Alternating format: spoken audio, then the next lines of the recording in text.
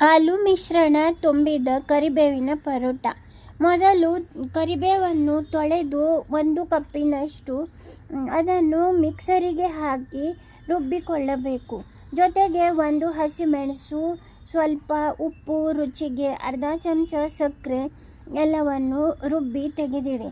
ಅದಕ್ಕೆ 2 ಚಮಚ ಮೊಸರು ಹಾಕಿ 2 ಕಪ್ ಗೋಧಿ ಹಿಟ್ಟು ಹಾಕಿ ಸ್ವಲ್ಪ ಹೊತ್ತು ಇಡಬೇಕು.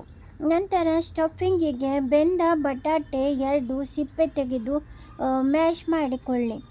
ಅದಕ್ಕೆ ಅರ್ಧ ಚಮಚ ಯಾವುದೇ ಮಸಾಲೆ, ಉಪ್ಪು, 1 ಚೂರು ಶುಂಠಿಯನ್ನು ಹೆರಸಿ ಹಾಕಿ, ಹಸಿಮೆಣಸು 1 ಹೆಚ್ಚಿ ಹಾಕಿ, ಸ್ವಲ್ಪ ಜೀರಿಗೆ ಪುಡಿ ಮತ್ತು ತೊಳೆದು ಹೆಚ್ಚಿದ ಕೊತ್ತಂಬರಿ ಸೊಪ್ಪು ಇವುಗಳನ್ನು ಹಾಕಿ ಮಿಶ್ರಣ ತಯಾರಿಸಿಕೊಳ್ಳಿ.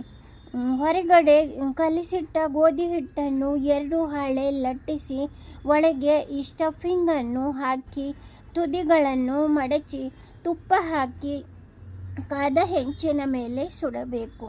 ಆರೋಗ್ಯಕರವಾದ ಆಲೂ ಮತ್ತು ಕರಿಬೇವಿನ ಪರೋಟ ಸಿದ್ಧವಾಗಿದೆ.